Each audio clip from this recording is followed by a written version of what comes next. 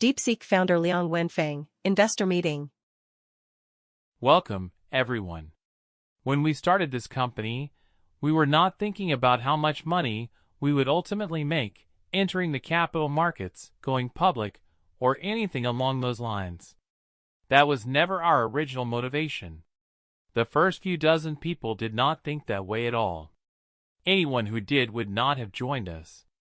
So overall, we do this with great goodwill toward the world, and we feel it's useful to humanity. It's something beyond money. Of course, later on, when the benefits become enormous, there are other temptations, which are another matter.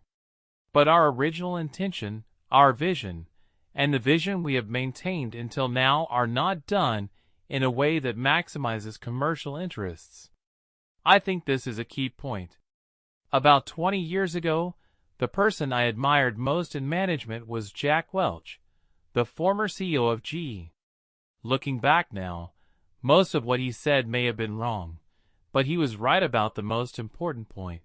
A company's most important thing is its vision. Managing a large company doesn't rely on your rules and regulations, but on vision. What is the vision? A vision isn't just a slogan hanging on the wall. It's about how you do it. Not how you say it, but how you actually carry it out. Anyway, I forgot what Jack Welch meant, but that's roughly what he meant. So how do we manage so many people? How do we organize them? In fact, we don't have an organization. It's vision-driven, relying on a single vision to organize ourselves. We are unorganized. This has both advantages and disadvantages. In the future, we will find ways to play to our strengths and avoid weaknesses, but that's our specialty. We don't do it with I want to achieve KPIs without assessments. We only have a vision. This vision wasn't even not written, and nothing was ever written down. This vision lies in the way we do things and our attitude toward the world. Perhaps everyone in our company understands this vision differently, and perhaps everyone's vision is different, but they are consistent in the overall direction. I think I still have a great kindness toward the world and want to do something. That's how we organize ourselves. Next, I'll talk first, and after that, everyone can ask questions. I might talk about what comes next around this vision. This vision is real, not fabricated. We truly think this way and truly do it. Otherwise, you can't explain many of our things. Why are we so committed to open source? Because this vision itself requires open source. Without this vision, you can't organize people. For example, is also open source, but open source is different from ours. Open source feels forced. They think this is not their intention, but for us, this is our intention. And when it comes to open source, we thought it through very clearly from the very beginning. First, the first is vision. Second, we believe that to commercialize AI, open source has its benefits. This sounds a bit contradictory and counterintuitive, because historically, open source and commercialization have always been in conflict. But I feel AI is different from before. Because historically, a software company's market size could be tens of billions of dollars per year. Without yuan, it would be gone, leaving only tens of millions or hundreds of millions of dollars. But AI is a big enough thing that, in the end, it might account for 10% of human social GDP, for example. But that's actually a very large number. If you monopolize this matter alone, you can't keep it all to yourself. You have to share it with others, or you definitely won't survive. This might be different from making software in open source before, because the market for that software wasn't that big. But AI is just too big. If we want to monopolize this benefit, history will inevitably abandon us. I think the main thing is that this is an objective law, a historical perspective. It's not that I can monopolize the market just because I don't open source. This is theoretically inconsistent with objective reality. you will definitely encounter a lot of resistance, and there will definitely be other ways to prevent you from achieving this goal.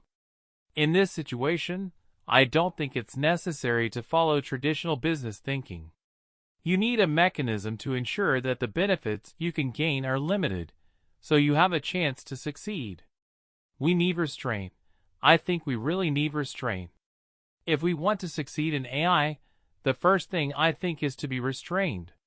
We can't think that a certain percentage of human GDP belongs to us, or that a certain percentage of China's GDP belongs to us. The more you think this way, the less likely you are to do it. So from the very beginning, we felt the need for restraint. The more restrained you are, the more likely you are to accomplish this. This is a business consideration, and of course, a macro consideration. I think this is intuitive, at least in line with my intuition, or at least that's what I truly think. We don't have many other advantages. We don't have much ability. We're not richer than others, and we don't claim our staff are better than other companies. Actually, we don't. Think about it. When we founded this company 2 years ago, we didn't have much money, many GPUs, no fame, and no appeal. Just a very ordinary group of people. We really are just a bunch of ordinary people. If a favorite narrative is about a group of ordinary people doing extraordinary things, rather than a group of geniuses doing extraordinary things, then this is closely related to our self-control, and is in line with our own vision and our aspirations. So, will open source conflict with commercialization? I think when it comes to AI, if you don't restrain yourself, you won't succeed. Open source is part of the restraint, and our restraint is not only reflected in open source, but also in many other aspects. But overall, we don't need to worry about open source or restraint in this matter. The more you restrain yourself, the easier it may be to succeed, or at least so far this has been proven and explainable. Otherwise, there's no way to explain why we can do it. We don't have any weapons, our starting point is very low, our resources are scarce, and our people are just a random, ordinary bunch. I myself am just a university graduate, not from the top school. This restraint is also part of our vision. AI is a huge issue, and the benefits are enormous. We are very restrained. As long as we succeed, the final benefits will be substantial. If you casually divide a little, the benefits become huge. So right now, there's no need to worry about which part of the benefits to take or how to get them. I don't think you need to think about this at all, because the benefits are already big enough. You only need a little bit, and that's already enough. So as we said before, we only earn a reasonable profit, depending on your willingness, not on the size of the profit. That's different. This is not our API pricing. Our API pricing feels like a reasonable profit, roughly when we buy a batch of equipment from the market and recoup the cost within 10 months. I think this is a reasonable profit.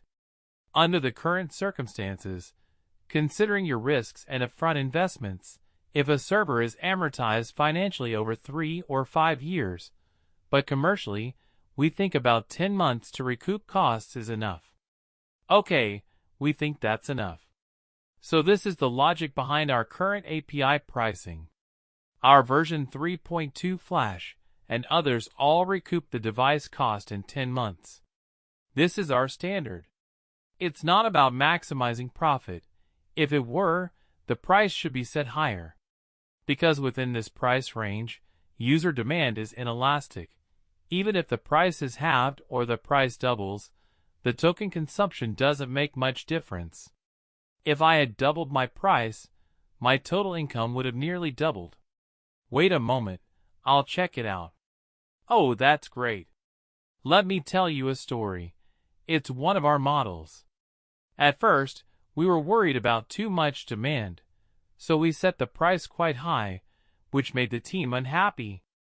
Later, I lowered the price again, down to a quarter, and everyone was very happy. I think this is our true thoughts. It's the vision I mentioned earlier. We should make this thing useful to people, not just to make the most money, but to make reasonable profits that everyone can afford to use. I think the thoughts of others in our company this time were that when we cut prices, many people in the company group cheered, and everyone felt very happy. Because that's why we put so much effort and care into making this model so well. The goal is to be very affordable, highly effective, and allow everyone to fully utilize it. We feel very happy. This is our motivation. This is our vision. This is the consensus that allows our company to unite and do this work. This is the internal consensus within our company. This is quite special, because price cuts are definitely not good news for our other competitors. They definitely aren't celebrating. Because of your income and ARR, if you cut it by half, your ARR drops by half. Yes, this is a place where we are different. We felt that was enough. From our company's internal perspective, I recouped costs within 10 months, and commercially, I am very satisfied. From the perspective of the company's external parties, we also feel that this price is something everyone is happy to see and is happy to see. It's a win-win for everyone, the company, society, and everyone. I thought, okay, someone just commented on the screen that the profit margin for breaking even in 10 months is too high. There is indeed room for price reductions. Indeed, there is room for price reductions. There is still room for model optimization. So overall, there is considerable room for price reductions. But this cost, we can break even in 10 months, which other companies can't do. Maybe Alibaba or Tencent, they're not our optimization, so their costs are probably several times higher. There is still a lot of optimization work here. Just said why we don't keep lowering prices because they lack elasticity. If I lower the price again, demand won't increase, or if I lower the price again, demand will increase very little. Because this price is affordable for everyone, everyone feels satisfied with the price and won't stop using it because it's expensive. So lowering prices means the company won't generate more revenue and won't have more value to society because everyone is satisfied with the price. No matter how low your price is, your sense of happiness in society doesn't increase much. Yes, okay, but just now regarding this issue, when it comes to pricing, we definitely don't use it. The highest revenue or highest profit is not the main starting point. This is part of our restraint, because in the short term, if your price is a bit higher, you might earn a bit more. But in the long run, it's hard to say. Because I think restraint is a strategy. For me, restraint is a strategy. Sometimes you can give up some things to exchange for something else. Open source is actually the same. It can be seen as pressure on us, or as a concession. First of all, this concession is very beneficial for our company. Everyone is happy, employees feel a sense of accomplishment, and we will build cohesion.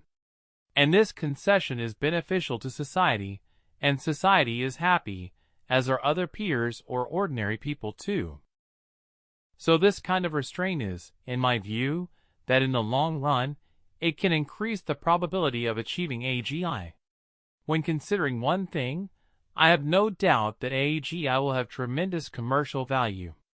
On this basis, my priority isn't how to add a bit more shares or how to take more, but rather how to increase the probability of making the move.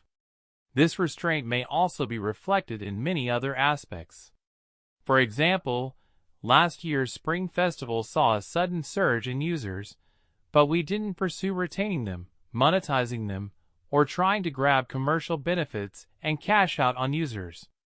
We didn't try to grab users or make money, but we worked hard to find ways to serve users well.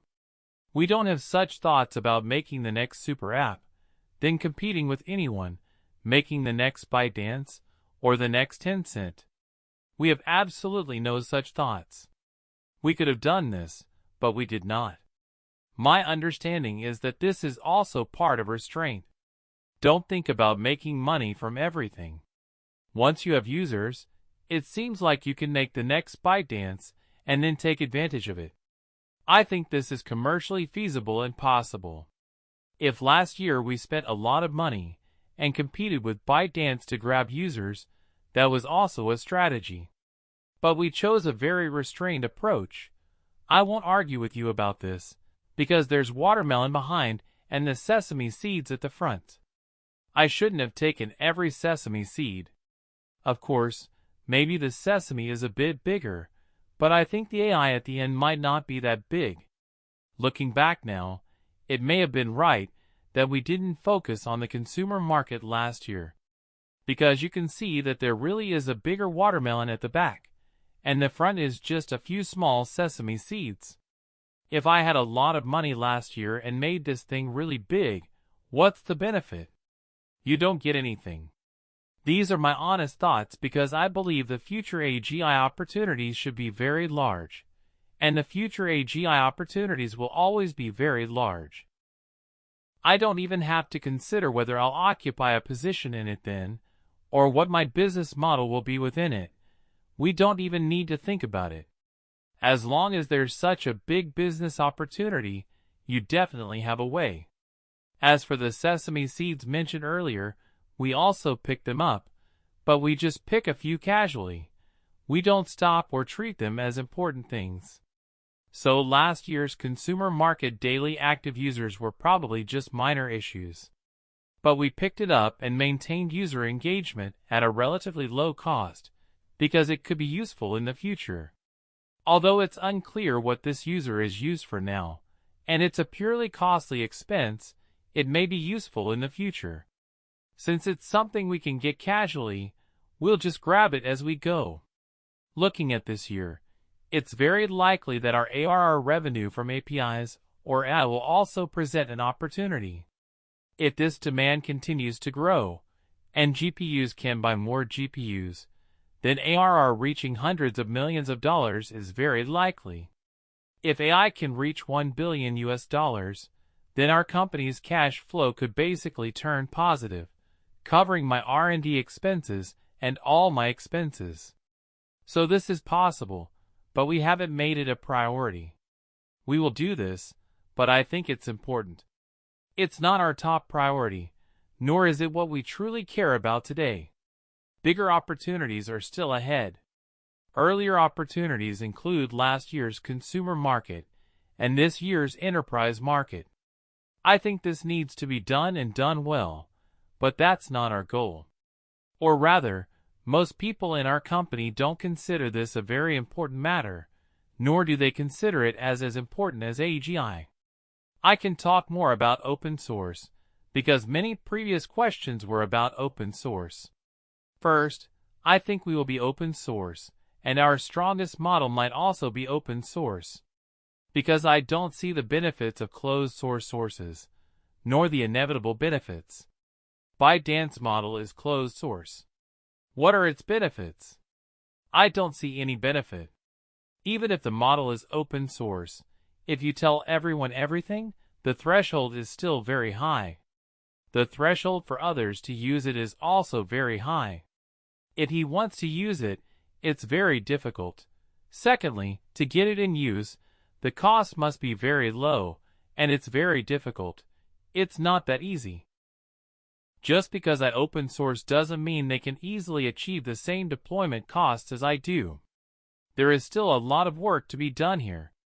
Although these working principles are understood, not every company is willing or capable of organizing manpower to achieve this goal. I'm used to this too. It might not be good at doing this because the resistance is too great. It is very difficult to control these costs, as there are many management and physical constraints. This is also the advantage of startups, because if a startup is too small, you don't have the strength to do it. If you're a large company, it's hard to organize. This has its challenges, so this is a sweet spot for a company of our size, sweet point. Then, if we get bigger, maybe we don't have other problems. If it's smaller, the friends will be weaker again. So, as for open source, I think we should set a price. At present, we should recognize that we won't force people. Because of the pricing model, I don't charge a very high fee. I might even pay back on investment every 10 months. Breaking even in 10 months is enough to. Competitors with a 10-month payback rate, I can make independent third-party deployments and profitable. Third parties can't do it, they can't handle the cost, they definitely can't. So open source won't affect my income. Of course, if I want to make 100-fold profit, then open source is. I can hear you, but it looks like your video dropped, boss. Maybe the phone just came in. Open source is, in my opinion, it has no impact on our business model. The premise is that we only make 6 times the profit, and in 10 months, we recoup the cost, which corresponds to roughly 6 times the profit. If we only make 6 times the profit, open source won't have much impact. But if you want to make 100-fold profit, then open source will indeed affect your profit, because third-party deployments might cost 20 times more than you, which is lower than yours. Is this model sustainable in the long term? I think it's possible. Under our vision, I believe open source can be sustainable in the long term, or rather, we intend to do so. You can think that restraint also helps you achieve long-term profits. This strategy gives us more opportunities ahead of technology, and the probability of achieving AGI is also higher. We are more at ease. Think about it, we don't even have to work overtime because it's not that hard. But for other families, it might be difficult because you overthink it.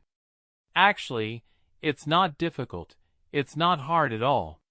It just started as a. From the outside, it might look like we chose a very difficult model, that we were going to do research, and that we were doing the hardest things, as if it were a hard mode. But in fact, we gave up a lot elsewhere, which made us very strong and easy to manage. So regarding open source, my judgment is that it is ongoing. There is no conflict between open source and commercial payment, provided there is no conflict under 6 times the profit margin. 6 times the profit seems high, but it's actually not high. Because with AI efficiency so high, a reasonable profit could be about this much.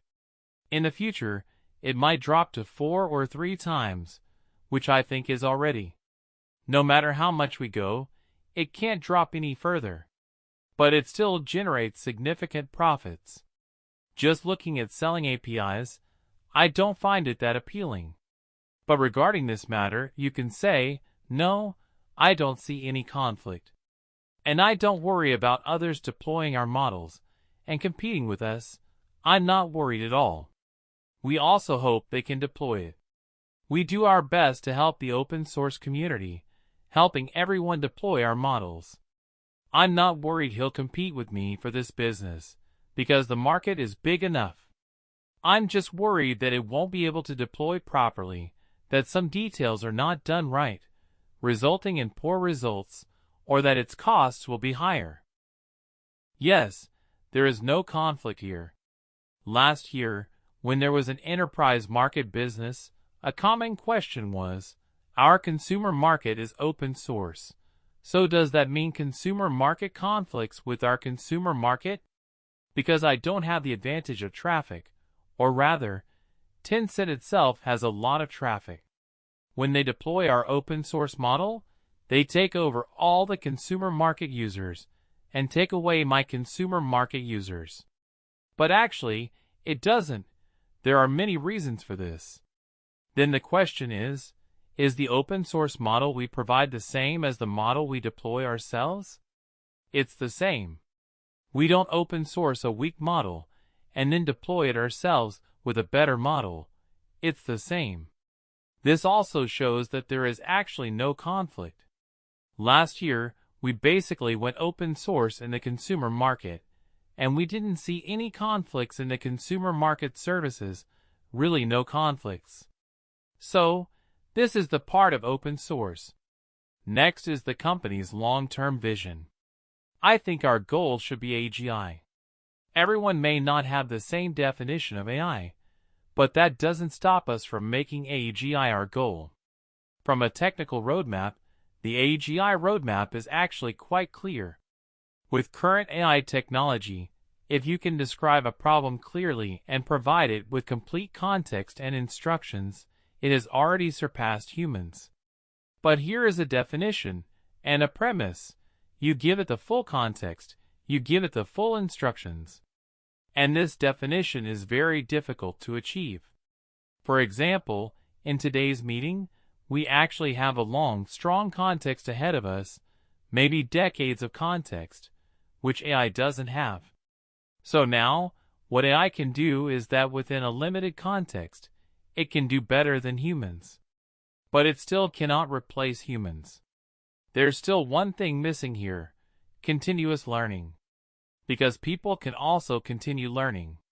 If you hire an employee, they might spend 2 months getting familiar with the company's environment and work. They will talk for 2 months, so they can get started. He can do many things. They can understand what you're saying. For example, if you say call that little king, they'll know who you are. But if it's AI, because of this context, it hasn't had 2 months of learning beforehand. Tell him to call Xiao Wang over, and you need to tell him who Xiao Wang is, what position he holds, where he is, how to find him, and what to watch out for when looking for him. You have to give the AI all the context. In this case, AI can do it, but you can't give it all the context, and it's unrealistic. So AI cannot replace your employees.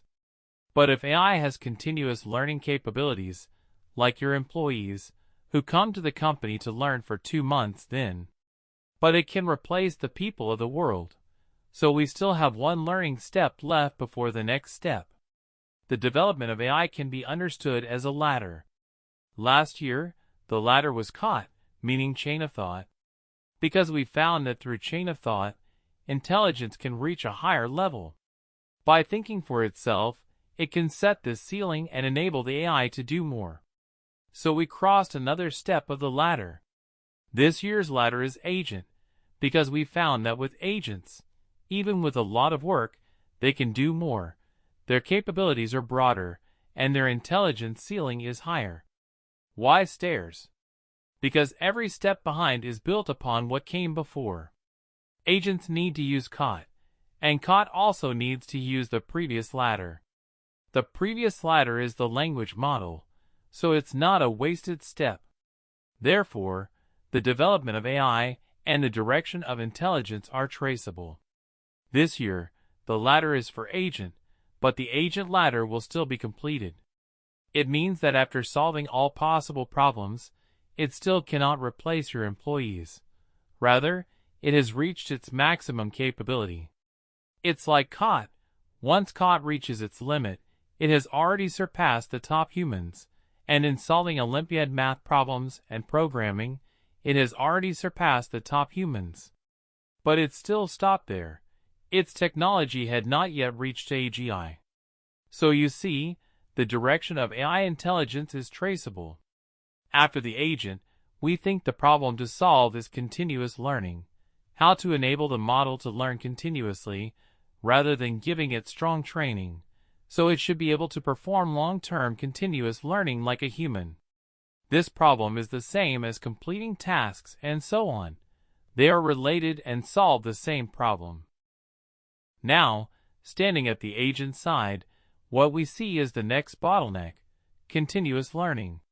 The next problem to solve is how to solve continuous learning, which is visible and relatively clear. It's the obstacle ahead that you must overcome, and there is definitely a way to overcome it, but it takes time. After continuous learning, we may reach a singularity. The singularity is that once the model can continuously learn, it can do everything humans can do. It can develop its own version, conduct further research, and then develop its next version, developing an even more advanced AI model. So it reaches a singularity and can achieve its own iteration. But this singularity is not a singularity. It is also a gradual process. This process may also be a relatively long gradient. It is not a mutation. But out of habit, we all think it might be a singularity. Because long ago, those prophets thought there would be a singularity here, but in fact, it is not a singularity. It is a continuous process. And after completing this step, I think that's what embodied AI really is. This is our speculation, and we believe the timeline should be: first solve learning to learn, then move to the singularity of intelligence, the singularity capable of self-iteration, and only then embodied AI. After embodied AI, it entered the real world, able to do housework for you and support you in old age.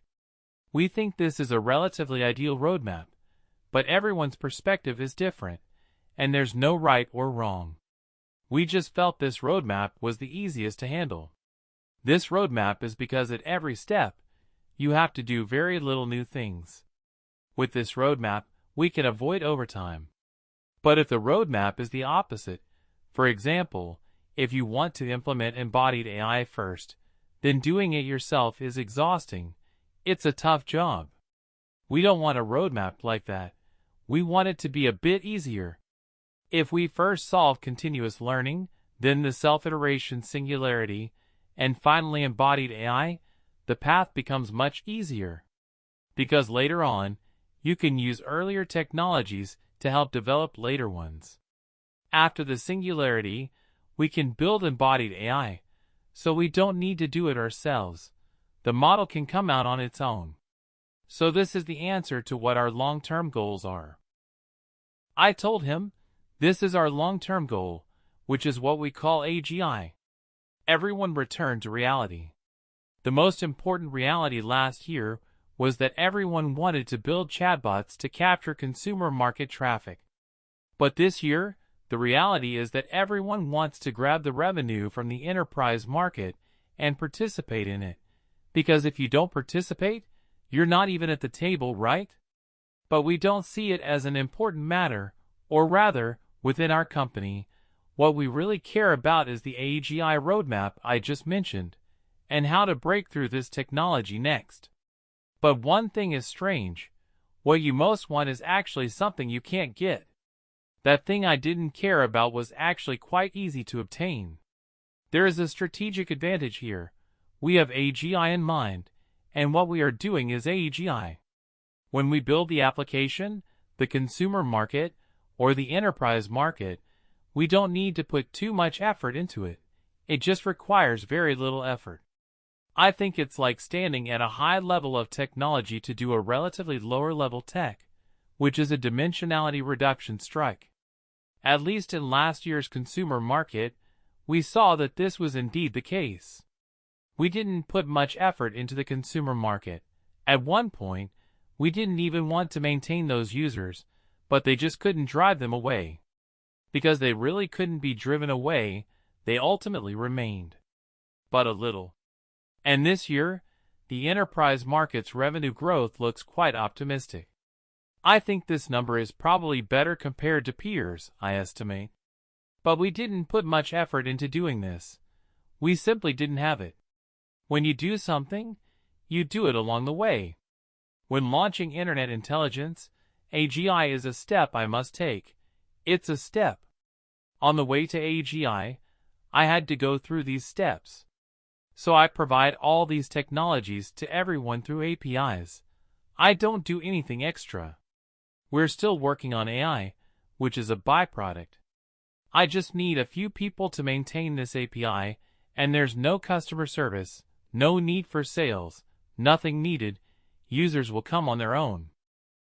In other words, the users considered consumer markets, consumer market and enterprise market, are byproducts of our AGI journey, both intermediate outputs that do not conflict with my AGI efforts.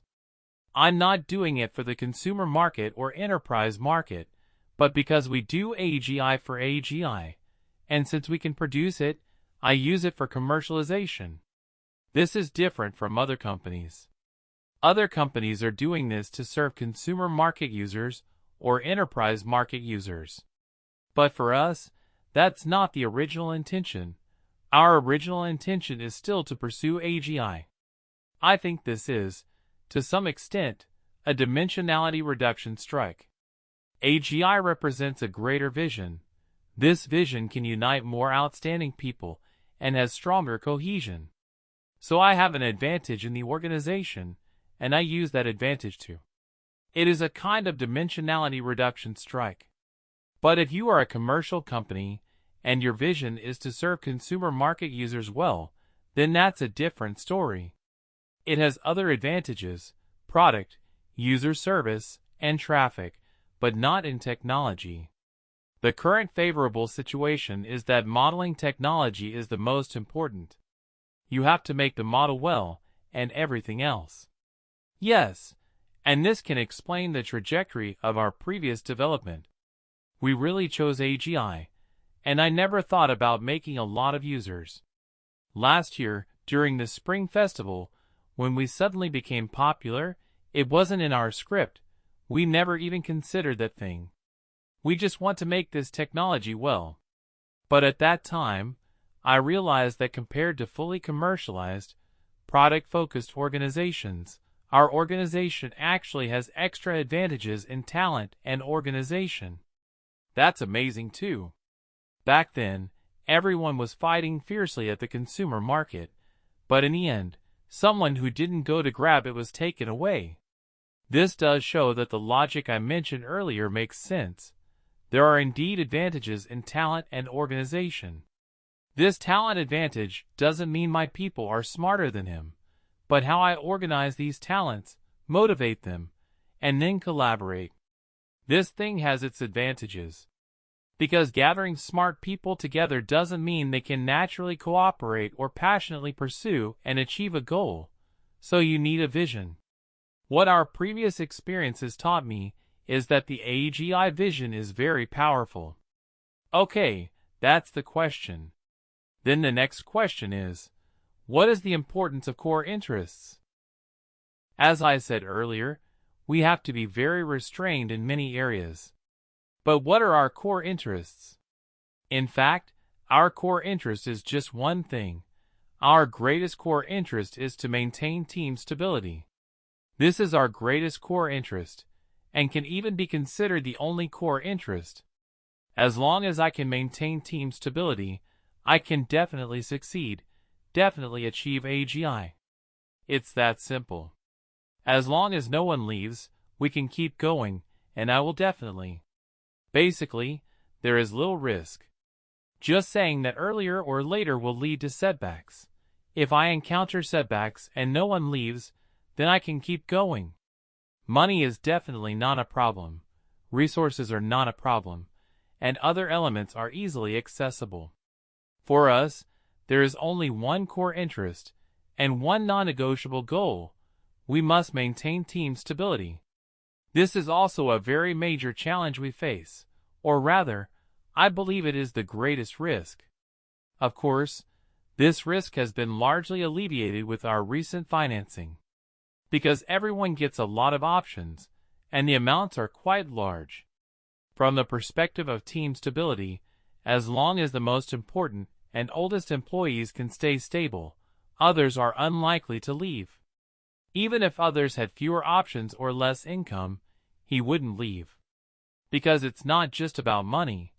Everyone wants to do this in an environment where AGI can be achieved.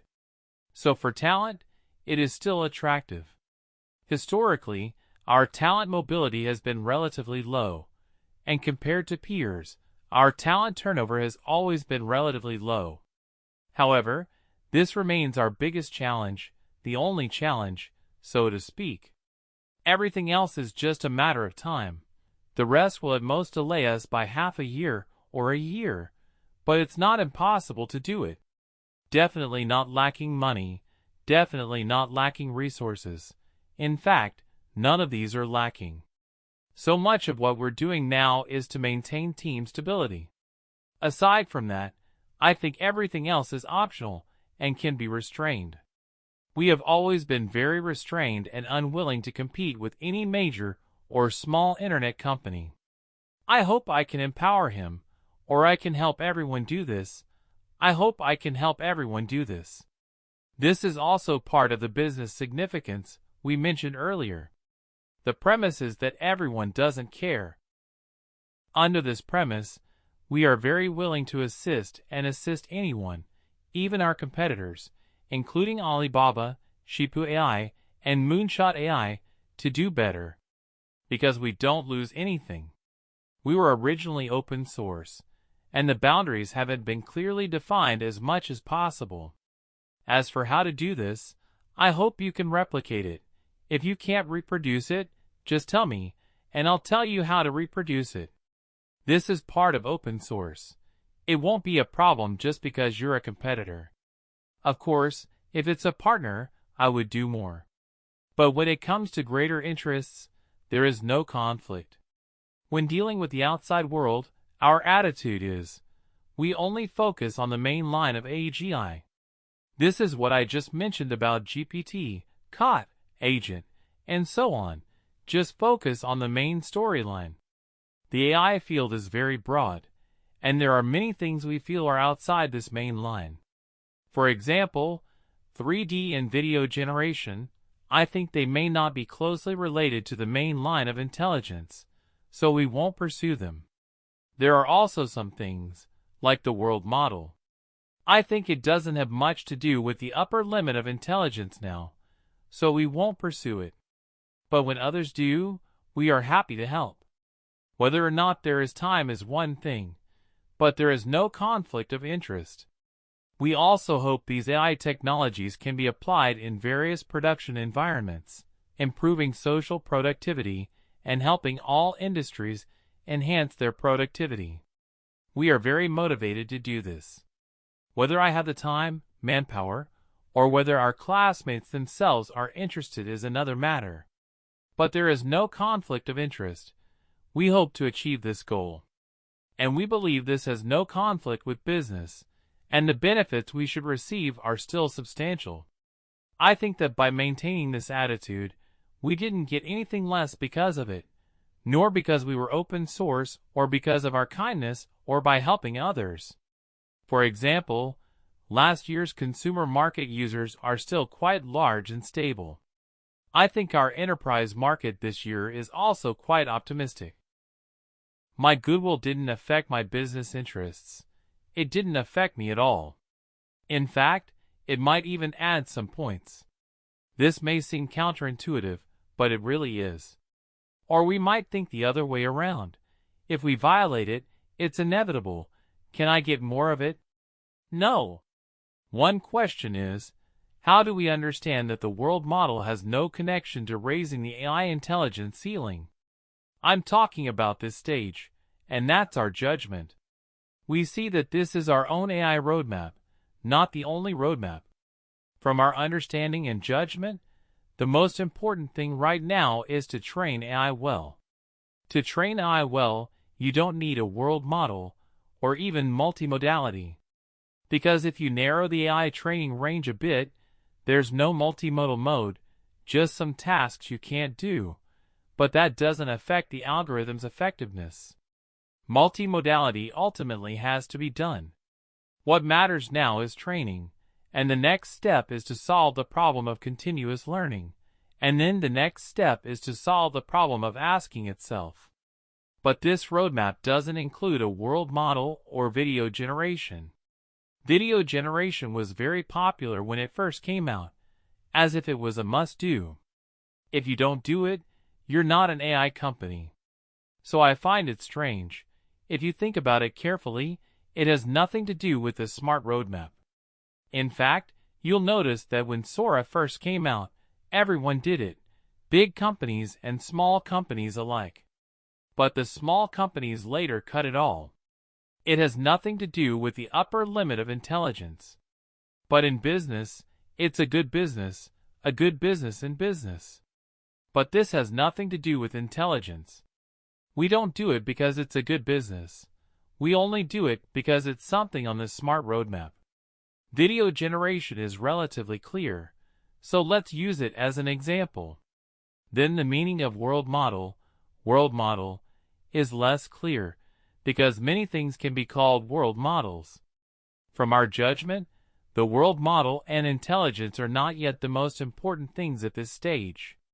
The most important thing is AI training, and how to solve continuous learning after AI training. This is our company's judgment, though each company has its own judgment. What I just said is that the most important issue for our company is personnel stability. From another perspective, what do we lack? What is the gap between us and the United States? In fact, the only difference is resources. We don't have that many GPUs. Our number of GPUs is still relatively small. Right now, we have about 20,000 H equivalent computing power, most of which has just arrived, or just arrived in the last month or two, and there may still be many machines that haven't arrived yet. Last year, our total computing power was relatively low, but this year we are aggressively expanding this capacity. Right now, we're about 20,000 H equivalents, and in the next few months, we'll have a large batch of machines coming in, mostly NVIDIA. How many GPUs do we need? Nowadays, the more the better. Within what we can afford, the more GPUs the better, no doubt about it. So our current strategy is to buy as many GPUs as possible at reasonable prices. If after this financing is used up, I can buy as many GPUs as I can. The speed of spending isn't part of the plan. As long as the price is reasonable, I'll buy as much as I want. So if I spend all my money within half a year, I think that's a good thing. If I spend all my money within half a year, that would be incredibly ideal. In reality, spending that much money is very difficult. You can't buy that many GPUs, it's hard to buy, and the prices are high. You can't say you pay a very high price, but you still need to make sure the price is reasonable.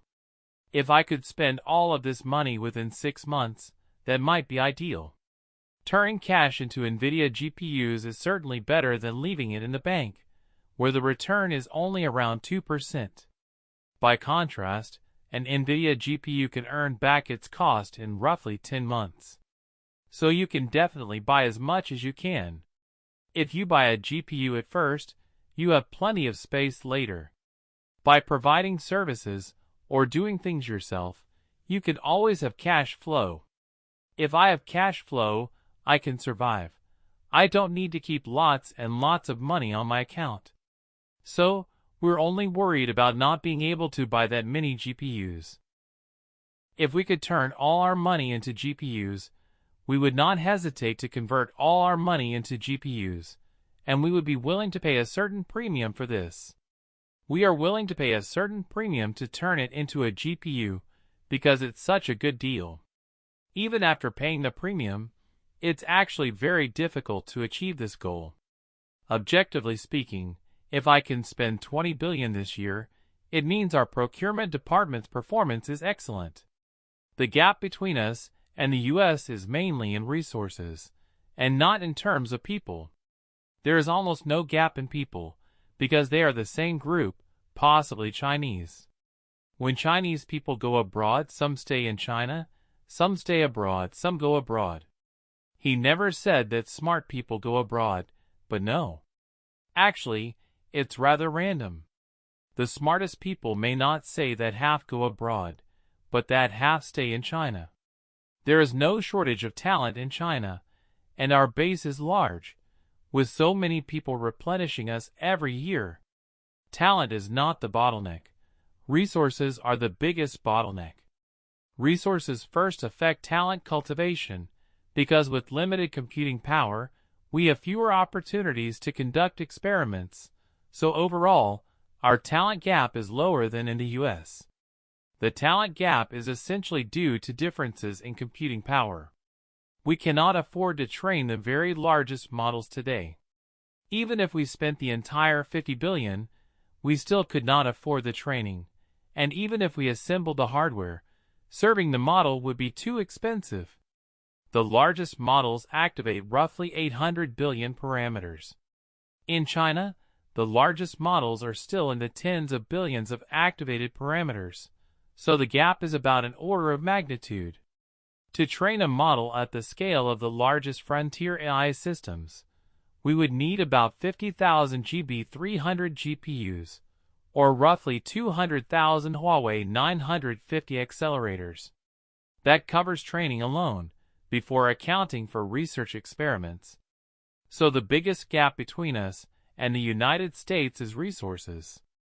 The capacity we have now, and expect over the next few months, is only enough for more experiments at the roughly 10 billion activated parameter scale. Because within the scale of tens of B-level activations, there are still many experiments to do and many things to clarify.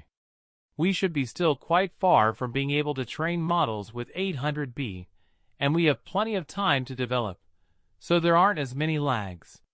So the difference between us and the United States, I believe, is mainly in terms of resources. We might think that all the differences we see, including differences in talent, model capabilities, and applications, can be attributed to differences in computing power resources. On one hand, computing power resources are inaccessible domestically. On the other hand, our capital investment is less than in the US. We have much less capital investment, and talent-based wages account for a very small proportion of this part. Look at their salaries of $100 million, but when you calculate it, talent still accounts for a small portion. The bulk is still computing power. This problem is basically unsolvable at present, as Huawei's production capacity is also limited. Training an 800 billion activated parameter model would require about 200,000 of Huawei's latest accelerators. That is just for training, before research experiments. We therefore are not trying to compete with the United States at that scale right now. We first need to excel at a scale we can afford to train and serve models with tens of billions of activated parameters. When more resources are available next, we can activate it at 150B, 156B, or 250B. So we have a gap with the US that currently seems very difficult to bridge. If you insist on training such large models, you can still train them, but you can't conduct thorough research. It's that you can't do thorough research before training. Another question everyone cares about is, among all large model competitions, where will the final gap be shown? So where will the final gap show up when a large model is made? I think this gap might not be that big in the end. The final gap should be divided into three aspects. On one hand, cost, on one hand, time, and on one hand, user experience. Other than that, there may not be much difference. Cost is easier to understand. If you provide the same service and quality service, at what cost can you offer? For the same service item, I think it's quite difficult to say whether BYD's batteries can be offered at the same price with the same technical capacity. It's not so easy to achieve. It's definitely a barrier. So cost is definitely a distinction, and I think cost is probably the top difference. The second is time. When will you be able to achieve it? If you wait a few months earlier or later, it's different. The third possibility might be experience, but user experience is somewhat different. Among these users, there will still be some user stickiness and user barriers, but that may not be the essence. Essentially, the first is cost, the second is time. Whether you make it first or later, you do the same thing. Do you do it faster or slower? After the long-term commercialization path and product line are further enriched, how will pricing be done? We believe that the most worthwhile and devoted effort right now is still AGI. Now, pushing AGI further forward means pushing the lower limit of intelligence upward, pushing forward. At this stage, this should be more cost-effective than building more product lines or considering more commercialization paths, or rather, it is a path with greater returns. I feel that in the future, and any time in the past, it might be like this. That is to say, if we talk about us. We spent a lot of time thinking, What use is enriching our products? What commercialization was discussed half a year ago? I have to do advertising, then do e-commerce, embed e-commerce into products, and integrate with local services. Definitely useless because things change too fast. If you spend a lot of time considering commercialization and commercialization paths for your product, or at this stage, the product line has a very short life cycle. I don't think it's time yet. This is our judgment, or at least the previous experiences support this judgment. In the past 3 years, at any time you told me about commercialization paths or product lines, it was a waste of time, because you can't predict or foresee the future. There is very little you can foresee. Because I look at the time, I wonder if everyone wants a break at halftime? Want to eat something first? Or should we continue talking? No one objected, so I continued. Conducting globally leading AGI research and commercializing it at the appropriate time. I feel like we've been working on commercialization. I think we've been doing commercialization, but we just haven't set commercialization as our goal. We aim for AGI, but we have always been commercializing, which is why we have consumer market users and enterprise market revenue. From historical experience, this strategy has been successful. Then I feel that the time point for a full shift to commercialization is still very far off. So the biggest thing is still the extension of technology, then developing next-generation technologies to solve more current problems. Personally, I think these return ratios are too early to focus on products at any time in the future we can see. So this is also part of our restraint. I hope these business opportunities can be pursued by others. We hope that these business opportunities and how to use AI will be done together by society and all our partners, sharing the profits together rather than wanting to monopolize them. That's impossible.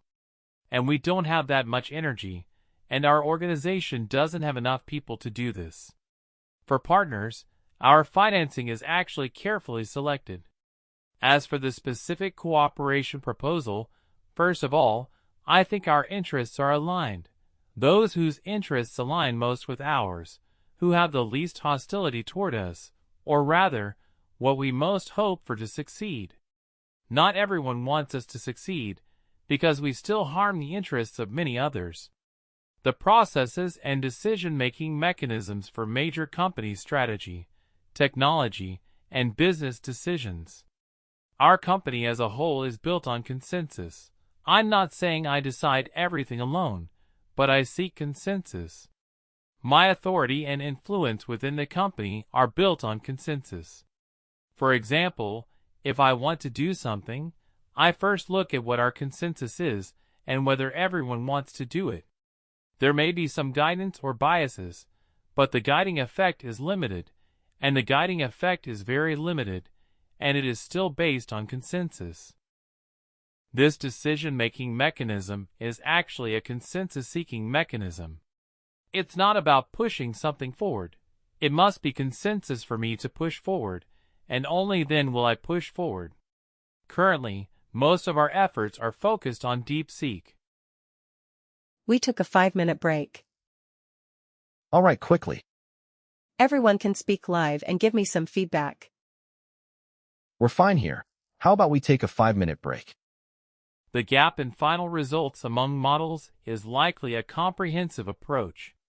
To compare model performance, you must compare at the same cost. That's what makes sense. Because you're comparing two cars, and they're comparing cars at the same price point. The difference between a well-made model and a poorly made model shouldn't be about a specific step. It should be about the whole picture. Anthropic has now surpassed OpenAI. Is this a long-term strategy? I don't think this is long-term. It's definitely extreme. OpenAI and Google are very likely to continue rising alternately in the future, likely to rise alternately. Actually, Anthropic's current advantage in coding agent isn't that big. It's not that it completely crushes OpenAI. Half of our company probably has half the people who usually think OpenAI is better. Actually, Anthropic has a first-mover advantage, but this advantage should disappear quickly. It's not an advantage it can hold long-term. All three companies are quite impressive. Among them, they are the most efficient, with the lowest costs, expenses, and burns of money. When leading the division of labor in global AI, Chinese companies are likely to play the largest role in output. Logically, our production capacity is the largest, including chips.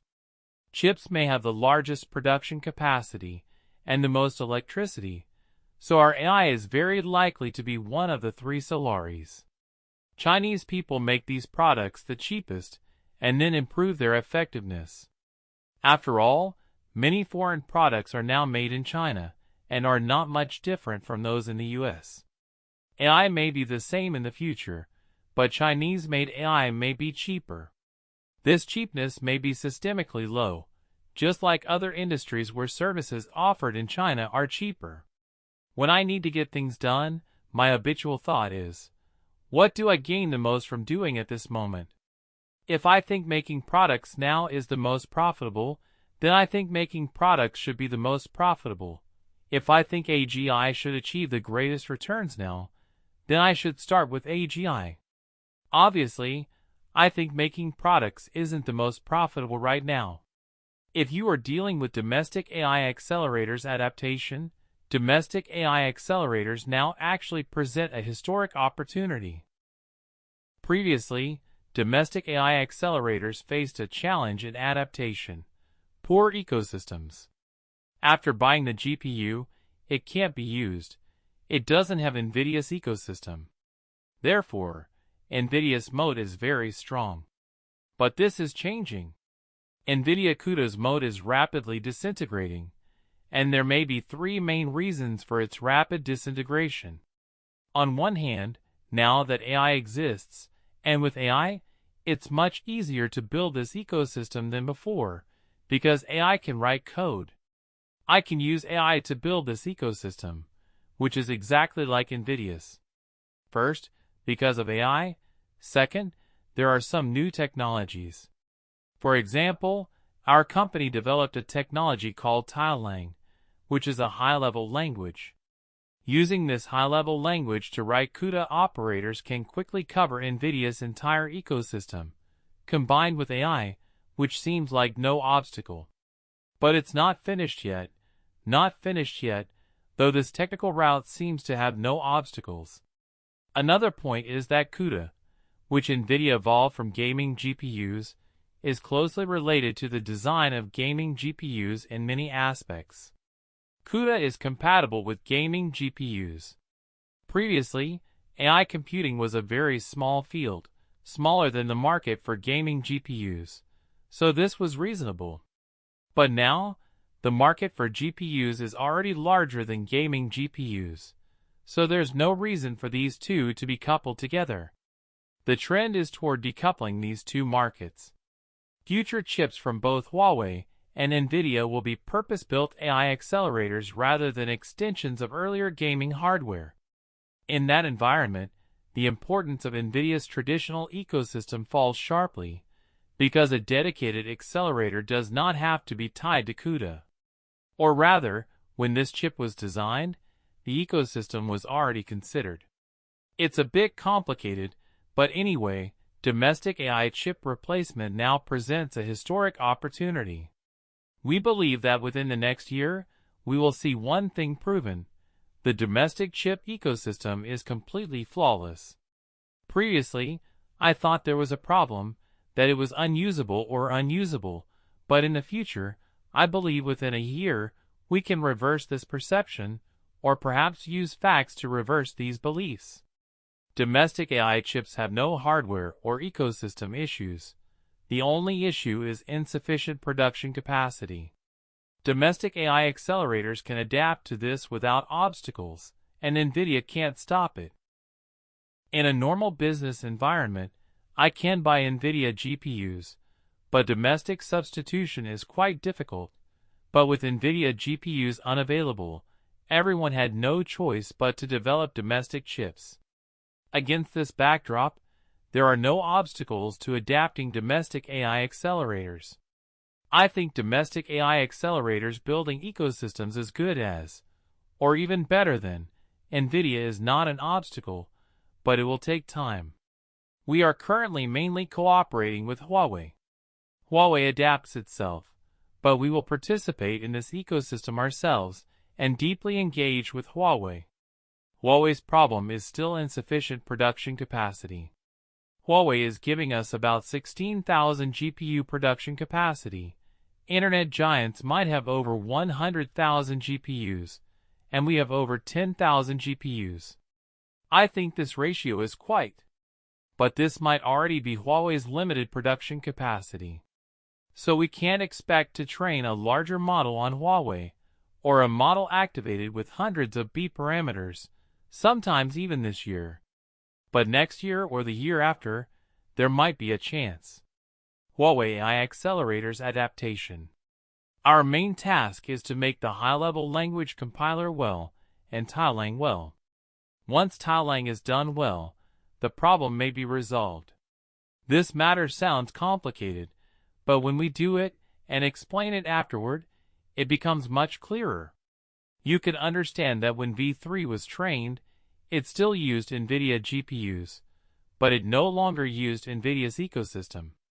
V3 uses NVIDIA GPUs, but not the NVIDIA ecosystem. Instead, we first write a high-level compiler called Tiling, then use the Tiling ecosystem to handle everything else, so we almost no longer rely on the NVIDIA ecosystem. As long as I redo this process on Huawei AI accelerators, it's done. I think this could be a historic mission to completely overturn the previous negative perception of the domestic AI accelerators ecosystem. Now, with the right timing and location almost all in place, the only thing missing is time. I think within a year, many people will be involved in the project, or at least everyone understands that this problem is solved. The remaining issue is production capacity. I'm quite optimistic about domestic computing power. I feel that at this point, NVIDIA is digging its own grave. Huawei's 950 supernode can substitute for NVIDIA's GB200 and GB300 in both performance and practical economics. It will certainly cost more, but the premium is bounded. A 50 or 100% premium is acceptable, and even a 200% premium may be workable. At a 100% premium, I would already regard it as a viable price-level substitute. It is also a functional substitute. Huawei's supernode can handle every task a GB300 can, with comparable latency. The trade-off is a 4:1 hardware ratio and a 2-year technology lag. In other words, for Huawei 950 accelerators can match one GB300, and the underlying generation is about 2 years behind. The Huawei 950 supernode is from Q3 or Q4 this year, while the NVIDIA GB200 is from Q3 2 years ago, 2 years apart. NVIDIA may already have a new generation in Q3 this year. So the chip gap with the US is not expected in the future, but in terms of chips, it will be 4 times the difference in 2 years. Another question is, will we vertically integrate upstream? I hope not. So the question is, will we vertically integrate upstream applications? We hope this isn't necessary. I hope someone else will do it. I don't want to eat everything. I only want to eat one piece, just the piece I'm best at, or the piece I think is the core part, and then communicate with users. On the directly related part, many of our industry partners may care more about these questions than we do. The significance is really for others to explain, not for me to define. Will we build large clusters ourselves in the future? Absolutely. We have always done this, and all of our clusters are self-built. But whether to develop chips independently in the future depends on how much profit is made. Tesla, nurturing this matter. If you run a power plant, You don't necessarily need to build generators, right? Power generation equipment can be made by others, as long as the price is reasonable. Why build it yourself? So, I hope we don't need to make chips. I hope to be able to buy chips at reasonable prices, so I don't have to make chips myself. I think that is very possible. Recent margins on NVIDIA chips may not necessarily be sustainable, although we want to focus on just one part. AI is so large that I do not need to do everything. I can focus on the part we do best. The business opportunity in that part is already large enough. If the AI era produces many trillion-dollar companies, I believe we can be one of them. We always work on one small piece, and we're one of those who don't need me to. I'm not confidently trying to do the place. I think it's most likely that it's hard to change, and if you really want to do something else, you'll have more ideas, and this will. This is our attitude. For example, in both enterprise and consumer businesses, the companies most determined to build a closed consumer loop have not necessarily done as well as we have. The same may be true for companies focused on a closed enterprise loop. The more you try to capture. Let me say a little more about the enterprise business. The upper limit of enterprise market business should still be demand. Given the current generation of AGI and AI technologies, demand in the enterprise market should be limited. It will grow rapidly, but not infinitely. Ultimately, it depends on demand, not computing power. Under current technological conditions, how much income you earn ultimately depends on demand. Because you think this way, I can recoup the cost in 10 months. If there's a place to go, I'll buy it together because there aren't so many things to do. Yes, demand should keep growing, and if technology continues to make breakthroughs, this demand will only grow. We have been working on multimodal layouts. For the product, it is very important. For consumer market users, this is very important. But the upper limit of intelligence is a component, not the main line itself. But as a component, multimodal is something we definitely do, and we are doing it. We should introduce related models, meaning that subsequent versions of V4 and V4 will support native multimodality. But for multimodal and intelligent technologies, it's a component. We don't treat it as intelligence itself. Its main thread is the same as search. Search is also a component, multimodal can too, and we understand it as a component as well. Scaling. We believe in scaling. The larger the scale, the better the effect, and the more features you can unlock. What actually stops us from scaling is computing power, not because we don't want to do scaling, but because we don't have enough computing power to do it. We haven't touched where the ceiling is. We train such large models not because we think it's enough, but because we happen to have so many resources. I calculate based on my resources, how large the model I can accept and train is. That's how I calculate it. It's not just one model that is enough. At present, the model returns are still very obvious. We haven't had the chance to touch this scaling wall yet. It's still far from us. When Silicon Valley says scaling is over, that's for Silicon Valley. For Chinese people, we're still far from that. We haven't scaled to that level at all. This scaling includes data scaling, model scale scaling, and post-training costs. We are still far from exploring the upper limit of scaling, but we don't have that much computing power. But we will also spare no effort to push the upper limit of this scaling, including that after we complete our financing, we will have more computing power and may be able to train larger models. If you buy within a certain time, you can buy in as soon as possible. If you can spend all your energy in half a year, that's the best, but in reality, it's impossible. The core capability of next-generation models, I believe, must have continuous learning capabilities for them to be called next-generation models. Before that, all we can do is cost. then improve the results and speed faster. But for a major breakthrough, it should have continuous learning. And there's another question. Why do we seem to care so much about the model's computational efficiency? Because I have indeed found that not everyone cares deeply about the efficiency of this model. For a commercial company, there is no incentive to pursue model efficiency because models are more efficient. Therefore, it is not as motivated to pursue very high model efficiency. So several startups themselves don't. You haven't heard them say low cost is what they pursue because it doesn't serve their interests. With low costs, what money do you still make? If the cost is low, you won't get much money. On the contrary, it is part of our vision. Or rather, our vision. Our classmates care about the cost because they're ordinary people who know that using this costs money. He can empathize. If others want to spend money, then if someone else offers a bit cheaper, they will be more willing to accept it. So many of us still hope we can lower costs. But from a business perspective, you wouldn't think that way. From a business perspective. From a cost or business perspective, this is not the top priority. For both startups and large companies, the cost of this service is simply not high.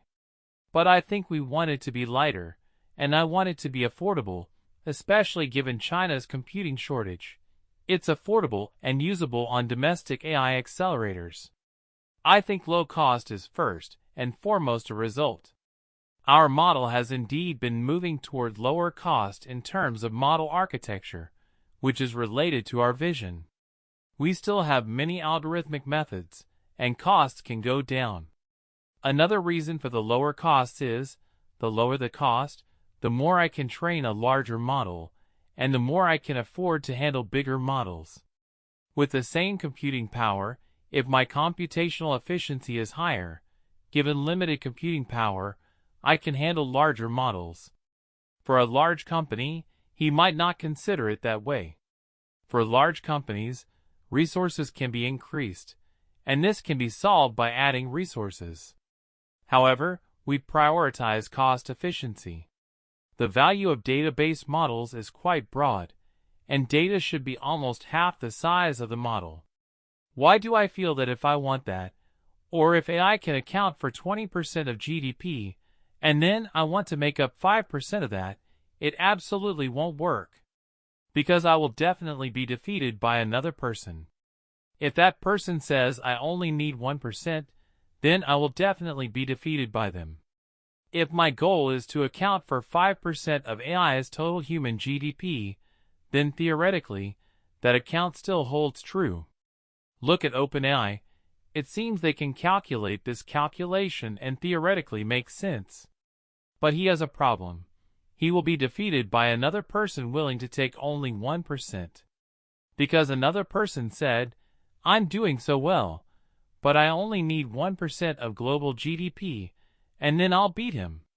If another person comes out and says, I only need 0.1%, that's enough, and they'll defeat the person in front again. From a macro perspective, no matter where this percentage is taken from, there is no difference between them. It is the same. Those who take more will be defeated by those who take less. You don't even need to take a lot. If you take a lot of vision, you'll be defeated by those who have less vision. In fact, no one got the money. It was just a vision. Your vision is that the more you take, the more you lose, and the more you face, the greater difficulties you face. That's just how the world is. OpenAI initially thought it could truly monopolize the world, but in reality, it would face many challengers. He will face challenges, and he won't have it so easy. The challenges the U.S. has faced may also be China's in the future, because Chinese people are willing to take less to provide you with this service. In China, there are also people willing to take a little less. But in the end, there is a balance here, because if you take too little, the company's business logic doesn't work and it can't survive. So if you take too little, you can't survive. If you take too much, you'll be defeated by those who take less. So for us, it's not about taking the most profit or maximizing profits, but about earning a reasonable return. Here's an explanation. I believe in this. I'm not trying to make excuses for it, because there's no need to find excuses. That's what I did, and I definitely have a reason for it. This reason may not be very common, but I think the company is never used to it. Our company's management actually follows two lines. One is top-down, and the other is bottom-up. From the bottom up, everyone does what they want to do.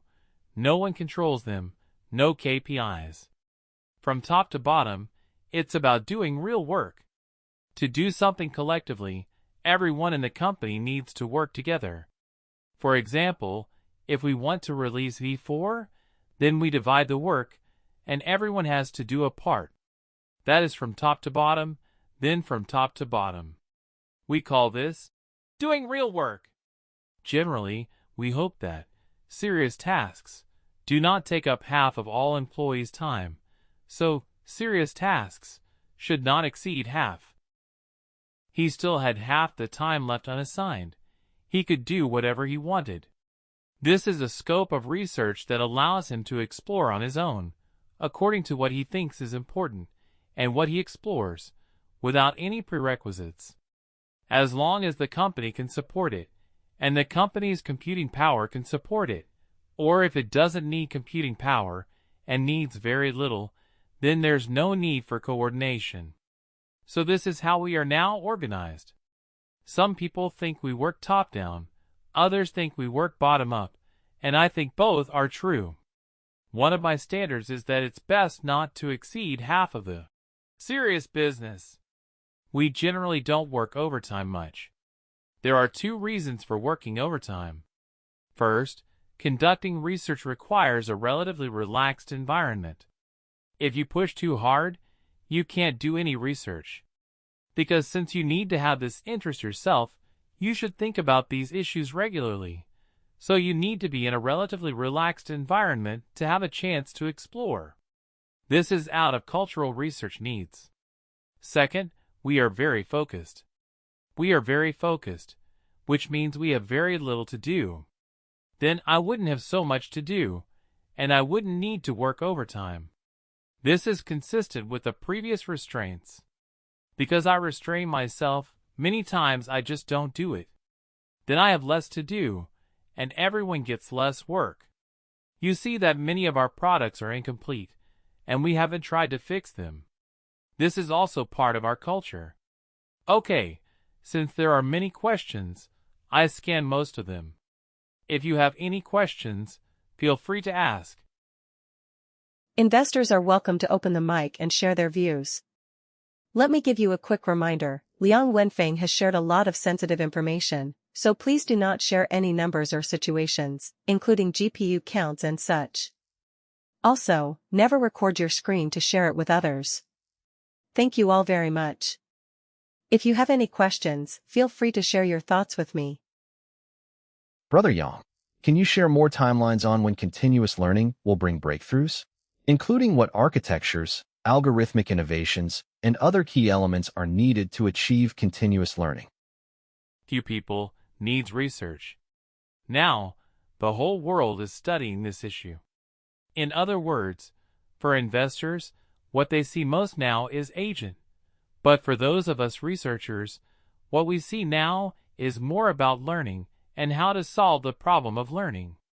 In fact, learning may not be a skill, it is a problem. How to solve this problem may involve many techniques.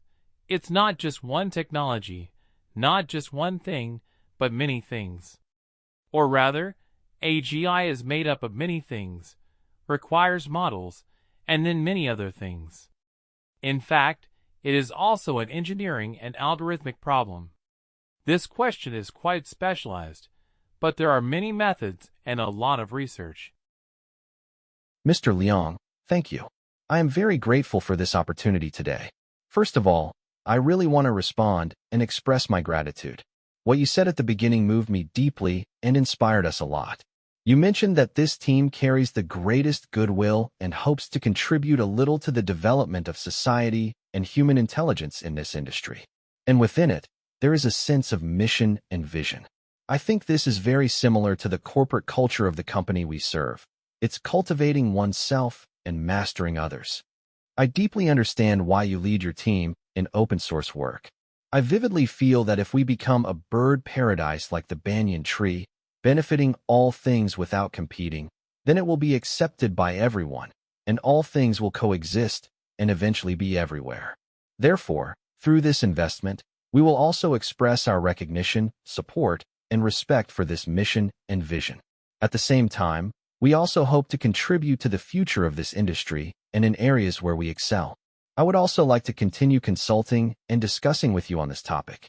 For example, in future ecosystem co-construction, after open sourcing, how many partners, talents, and teams in this industry can effectively replicate some of our current models and achievements? In the future, when you want to further develop this ecosystem, in which areas do you think more high-quality talent is needed to connect with our model and replicate it? Or is GPU computing power relatively scarce now? Will you see a model matrix approach in the future? For example, we can improve the base model of large models, and partners and teams from various industries are developing vertical industry models or application models within the model matrix. How is this area developing so far? Step by step, in 2 years, 3 years, what kind of ecosystem do you think it will become? This is the first thing I want to ask you about.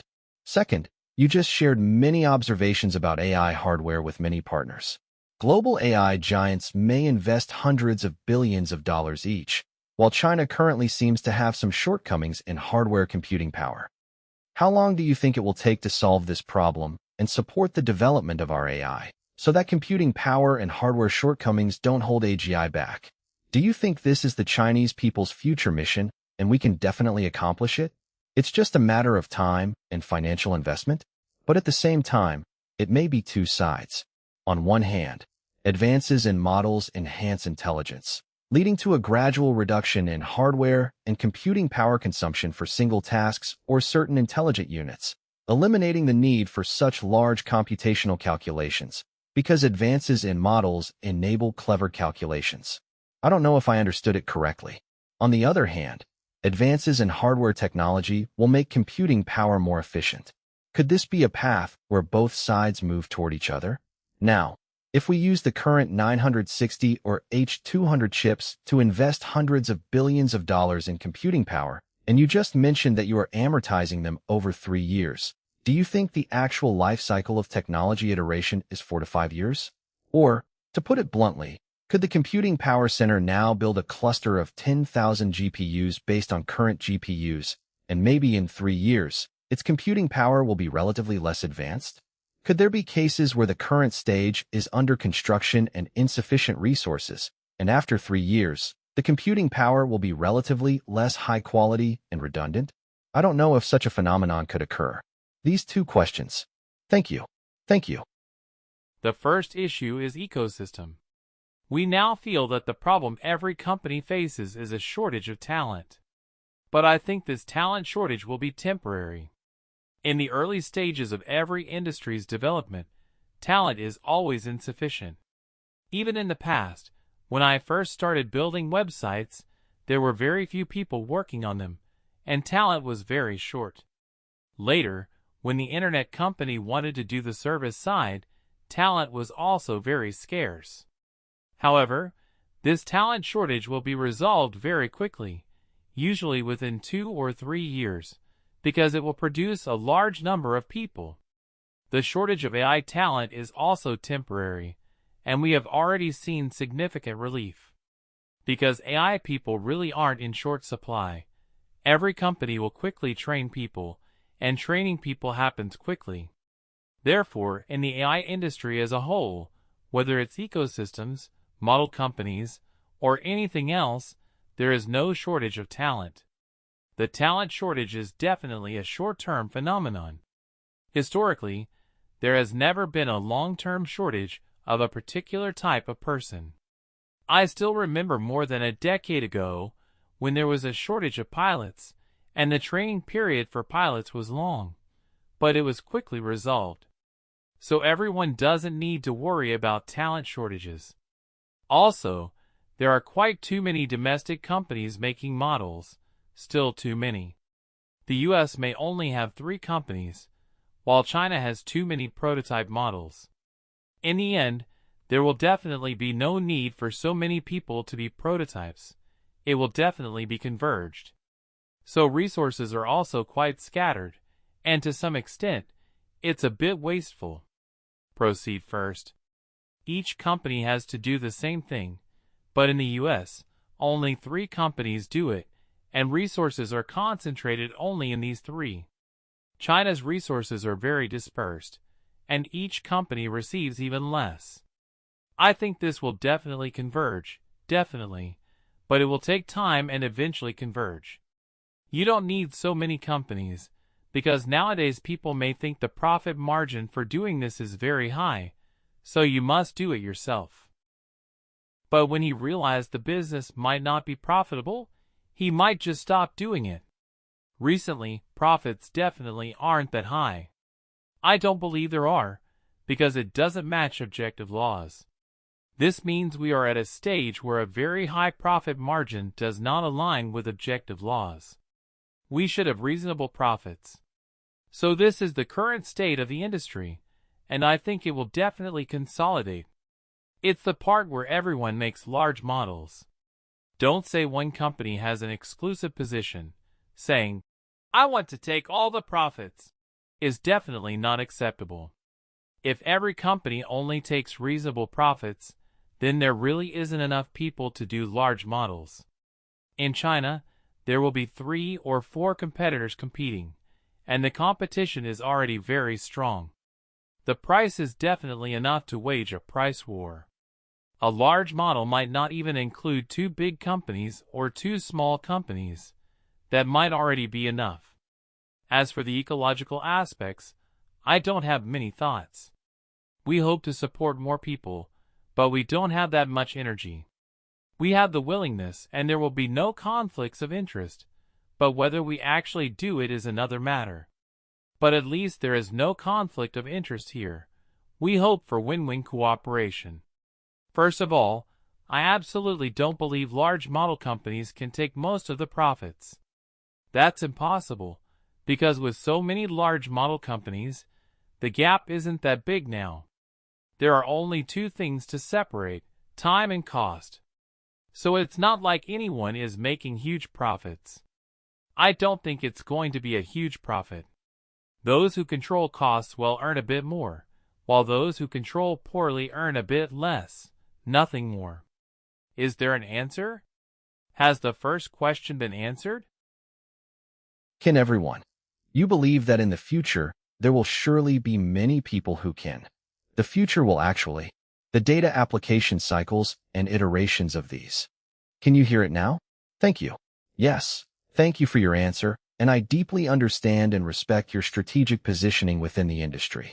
Take data, for example. Now, with publicly available data, model companies can now access it. So this method shouldn't be a problem. It's just a matter of time and cost. In the future, for example, when AGI is truly advancing, people might imagine or ideally be that models can iterate and learn on their own. That is, train themselves. So, regarding this data, do you think simulation data is usable, or is the real data the highest quality? If we still need real data, could it limit the intelligence of this AI or humanity's past? This level, because it relies on real data that humans once had? Or could this ceiling be broken through, allowing the model's capabilities to surpass all previous human realities through simulated data, and created data? I think AI can surpass humans in specific domains. Take Go. AlphaGo played a move that no human had ever seen before. Within that defined domain, it clearly exceeded human ability. It may still have an upper bound and limitations, but we cannot yet see where those limits are. We believe, and so broadly believe, that it can be transcended based on the knowledge humanity already possesses and that we can already articulate. So, will this area rely on real data or simulation data for the future? Will it work? There are simply many ways to do it. Okay, thank you. I've taken up your time and would like to continue my questions about AI infra. What is the second question? A bit. All right, I'll repeat briefly and quickly. I just want to ask, regarding AI infrastructure, I believe that in the future, everyone is investing in computing power at the level of hundreds of billions of dollars. In this regard, we may believe that Chinese people will fulfill their mission in hardware in the future, and one day they may have high-efficiency computing power, but this may still be a constraint in practice. So, will the future trend be a two-way downward trend? On one hand, as model capabilities iterate, computing power shifts from hard computing to clever computation, so the demand and consumption for computing power per model or task gradually decrease. On the other hand, for example, improved hardware GPU capabilities will accelerate iteration and improve per GPU efficiency. So, what kind of phenomenon does this process look like? Could it be that if you build a Wanka cluster and buy an H200 or 960, in 2 or 3 years it will become a relatively low-quality computing power and an outdated device? NVIDIA GPUs can basically be depreciated for 5 years. Huawei's GPUs depreciate at most 3 years. The Huawei 950 works pretty well this year, and I think it's okay next year.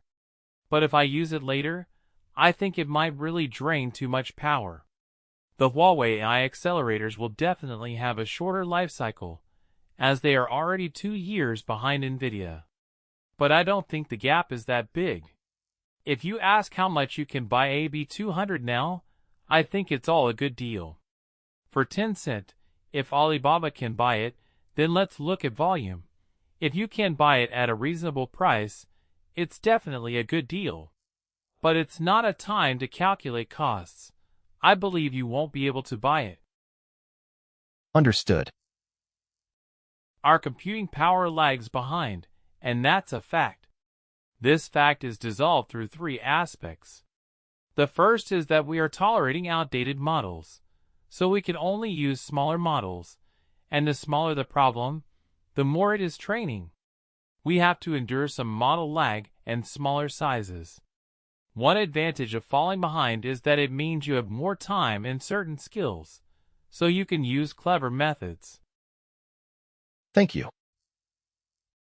So the gap between us and the US might be 12 months behind, or 12 to 18 months, or 6 to 12 months.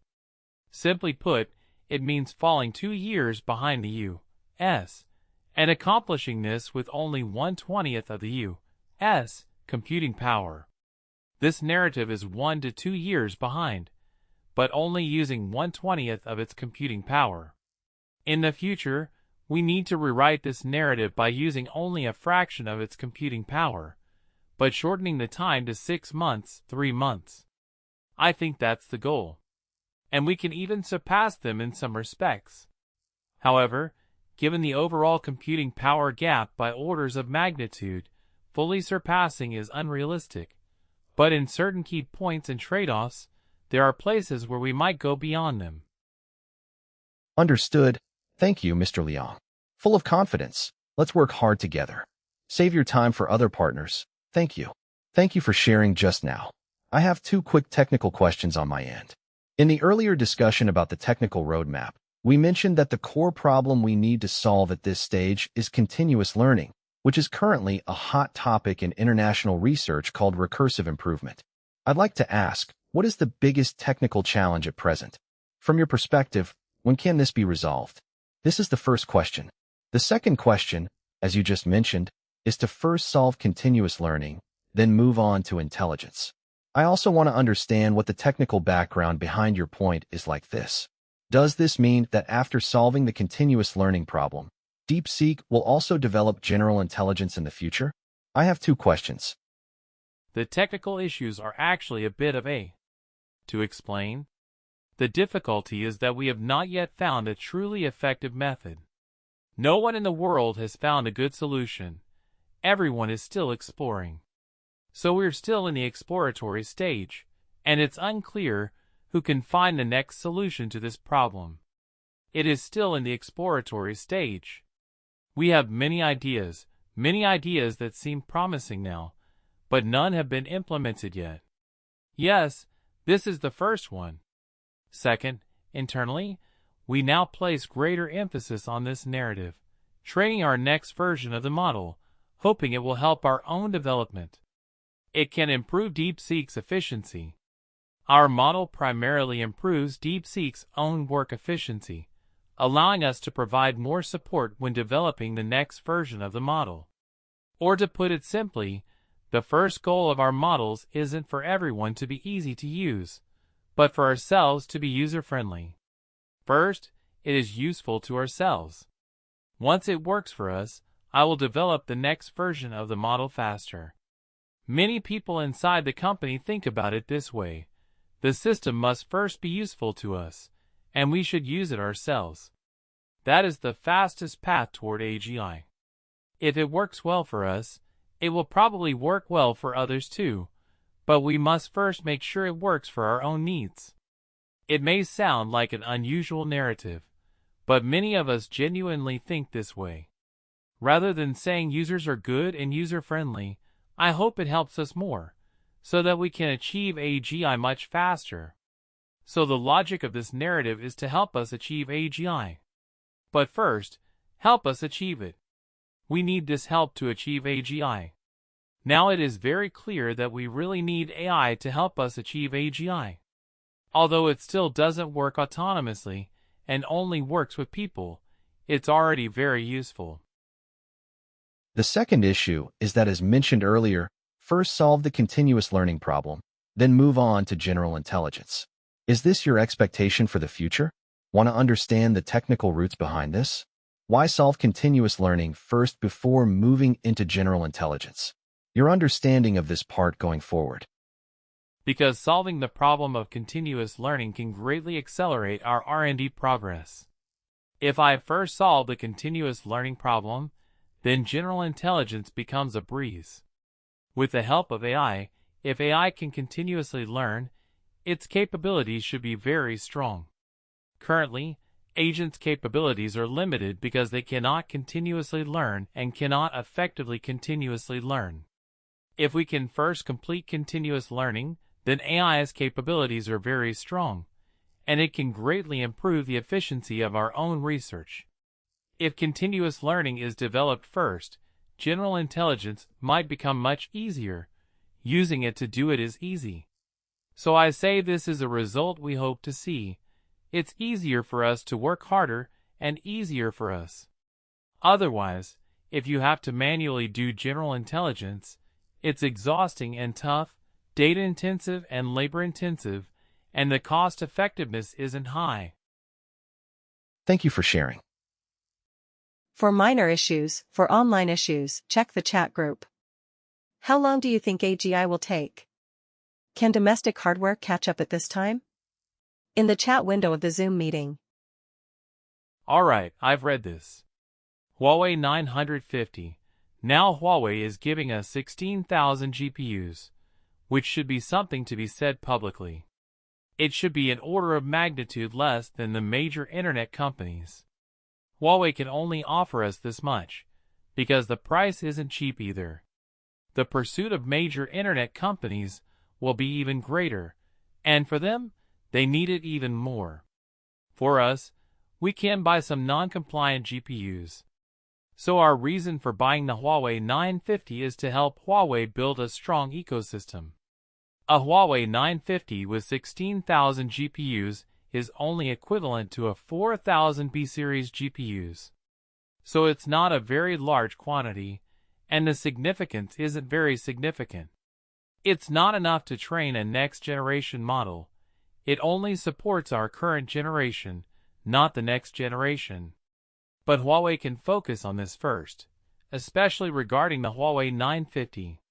So how much longer will AGI take? Can domestic hardware catch up at this time? I think in the AI industry, in terms of AI, China should be able to achieve something similar to foreign models in a year or two, or maybe even replace foreign models this year. In AI, the current approach and paradigm is not very difficult, so it should be able to be achieved this year. But it's not AGI yet.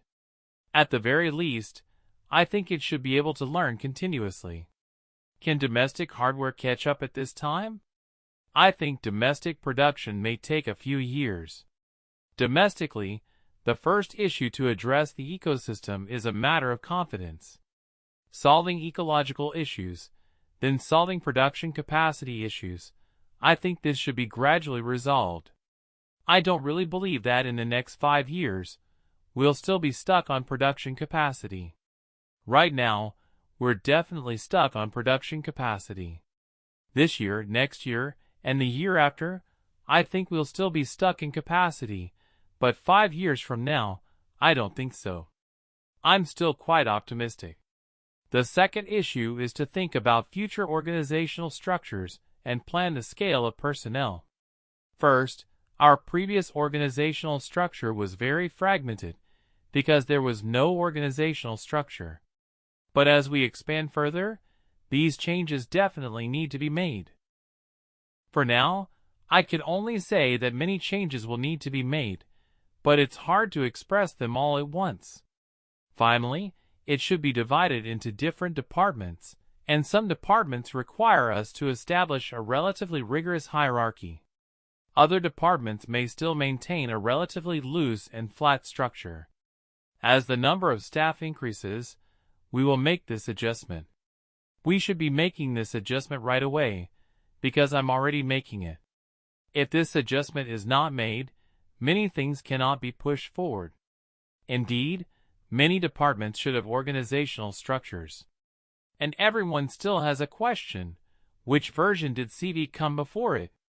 I think the GCV4 version released online is still pretty rough, and the capabilities still need time. For us, a comfortable release pace is usually about every 2 to 3 months. The last release might be late April, and the next one might be late June, something like that. If nothing unexpected happens, each version should get better than the last. At the scale of 50B activation, I feel that ultimately, we won't be much different from the current wave of open source. In terms of reasoning speed and effectiveness, I feel there probably won't be much difference. But compared to its large-sized model, which is only an unreleased model, there should still be quite a gap.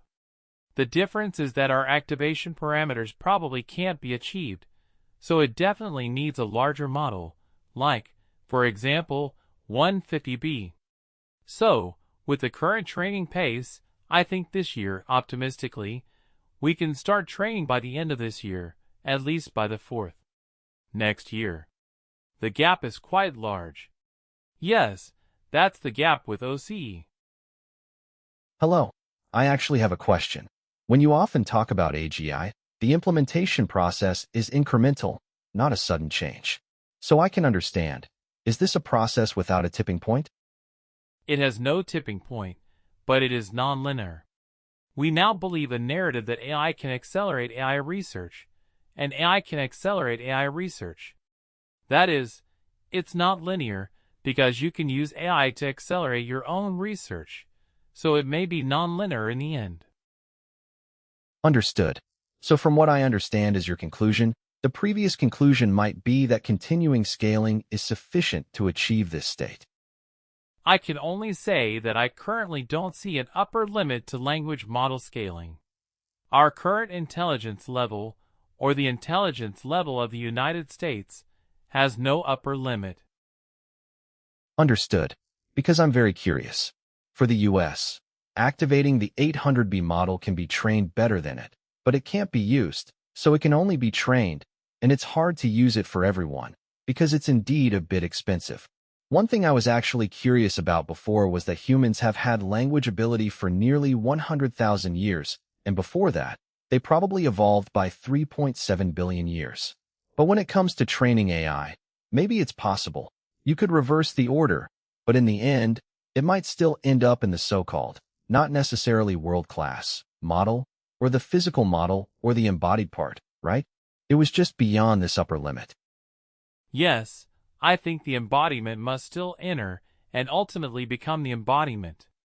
So for our company, naturally, the destination is probably embodiment. Because for a normal person, their need isn't a computer, right? Because normal people eat, drink, have fun, and live in daily life, they don't need computers.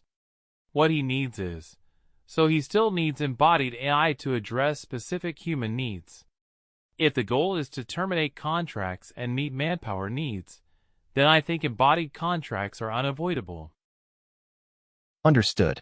So, in terms of phases, if you reach a similar point, it doesn't necessarily mean it's a critical point. It can self-evolve, or improve better, or approach the point at which SV can be elevated. I'm curious about the first step for AI implementation in this state. Maybe it's different from now. What we hope for is, directly, if there is no embodiment, then what do we define AGI, or what do we hope AGI can do? It helps me iterate on the next version of the model, just like it helps me iterate on the next version. And if we have the embodiment, we want it to do the same, to iterate on the next version of the embodiment, to make the next version of the robot. I'm still a bit curious, because from previous DeepSeek interviews and so on, it seems that in choosing important directions in research, taste and intuition are important, not just simple engineering optimization. If AI can evolve on its own in the future, then taste, intuition, these things will still matter, or rather, what will be important? AI no longer lacks taste or intuition. What it lacks is the ability for continuous learning. AI's taste and intuition are not a problem.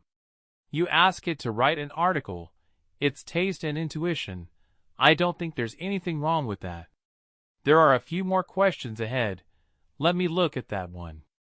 I looked at the screen and discussed a few questions, but I couldn't see them here. Mr. Liang, I left a question on the screen. Let me read it to you again. Actually, I want to ask, continuous learning or continuous learning? You also mentioned that many researchers have pointed out that this is an unsolved research problem. And then the coding agent, especially the Miles catch-up, is the same. Reaching this office level, MIS level, is a relatively definite goal. For an unresolved research scaling goal and a relatively definite scaling goal, how do you think research resources should be allocated, especially for researchers, and how can the best balance and effectiveness be achieved?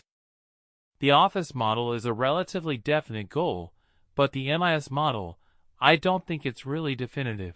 It's just a goal. As for the office model, I think it should be quite certain. Kott does not consume resources. As a friend, he does random research. He doesn't consume GPUs, only needs very few GPUs. What he needs is ideas. He also doesn't consume talent resources, because no one needs to be there all the time. It's not a project, but it requires many people to be there thinking about this issue. So there's no need to allocate any resources to it, because it doesn't need resources. You need to train models, build models, publish models, and conduct efficiency experiments with models that require resources. As mentioned earlier, resource consumption for both players and GPUs is minimal. So we call this lottery draw. The threshold is very low. Anyone can try to get it, but who can actually find out what? I don't know if it's about talent or what. So here, we don't need to allocate resources. But what sets us apart from other companies is that we spend time discussing this issue, thinking about it, and treating it as an important matter. In a company, it's an important issue, one we spend time thinking about, but it doesn't require a lot of resources. Next, I will look at another issue.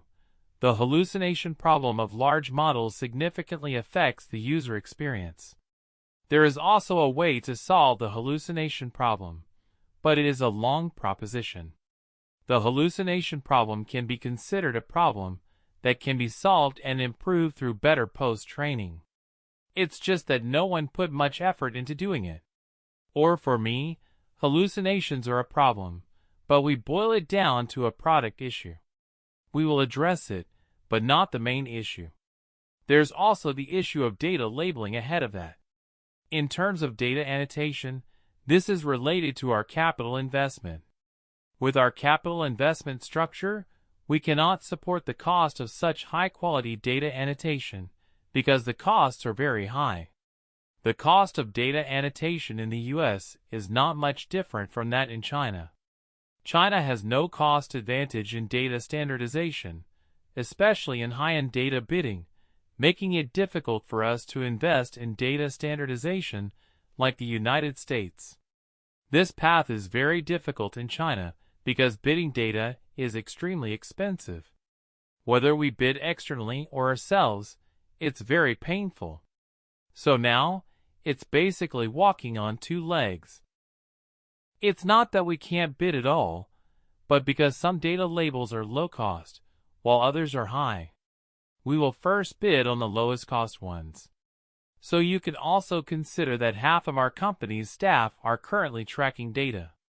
Half of the core researchers, the most important people, are the data being tracked. We focused on benchmarking data. Solving the AI problem at this stage relies on data labeling. Just look at it, and you're just a statistic. Mr. Liang, thank you. You spoke very well, and we felt very well, very well. Thank you. I have a few questions.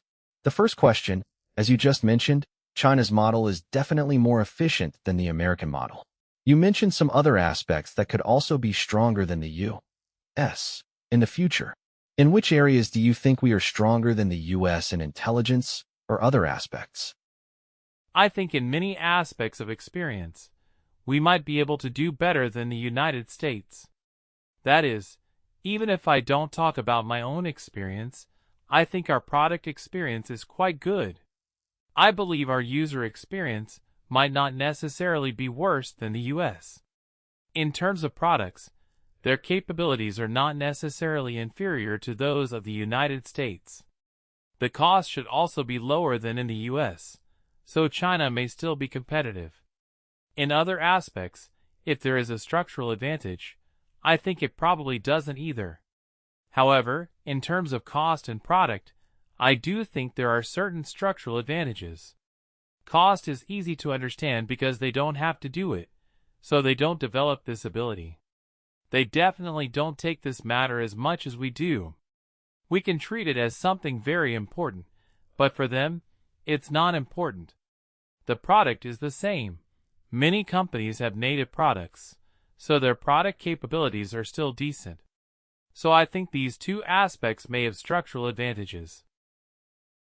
All right. Second question. You just mentioned post-training, and our investment is relatively high. Organizations like Anthropic and OpenAI have invested huge sums. After this round of financing, do you think we will increase our investment in post-training? The gap mainly lies in the labeling of high-quality data, and primarily in AI research. Investment will definitely increase, but for high-quality data labeling, the typical example is not capital investment. The bottleneck for high-quality data annotation, in my opinion, is time. It just requires time. Because for OpenAI, Abroad, and Anthropic, they all started earlier, with more capital and more blockages. In China, this work only really began over the past 6 months, so it needs more time. The constraint is not primarily capital. Even without additional funding, the existing capital is enough to expand as fast as the organization can absorb. That pace has a limit. We cannot add qualified people instantly, but the bottleneck is neither money nor GPUs. The effort is already expanding rapidly. So we believe that within a year, the issue of high-quality data is well handled, and I believe domestic data should be expected. I think the noodles might not be that cold, but they do take time. Thank you. The third issue is that we see Anthropic using their own models to build their own products, launching many vertical financial and legal. Even if we move toward medical care in the future, do you think we will consider this vertical application at some stage? I haven't really figured out what our domestic business model will look like in the future, or what the smoothest path will be. We haven't reached that stage yet. The situation in China may not be the same as abroad. As for what will happen domestically, I think it's still quite difficult to judge right now. Given the current situation domestically, I think the most reasonable approach is to focus on general-purpose agents, with other agents given lower priority, including those in finance and doctors. You need to start with coding, because coding agents can do a lot, and there are many vertical agents. At this stage, we believe the most important thing is still the coding agent. You explained it very clearly. Thank you. There's one more question we'd like to ask you too. Actually, we really admire you for working on DeepSeek, always approaching it with a very pure scientific research approach. But now, the industry has indeed entered the capital market and is on the path of capitalization. You are also a very responsible person, whether to your friends or investors. So, balancing pure scientific research, pure AGI development, and the capital market, you will definitely continue to enter the capital market in the future, and there will definitely be public shareholders.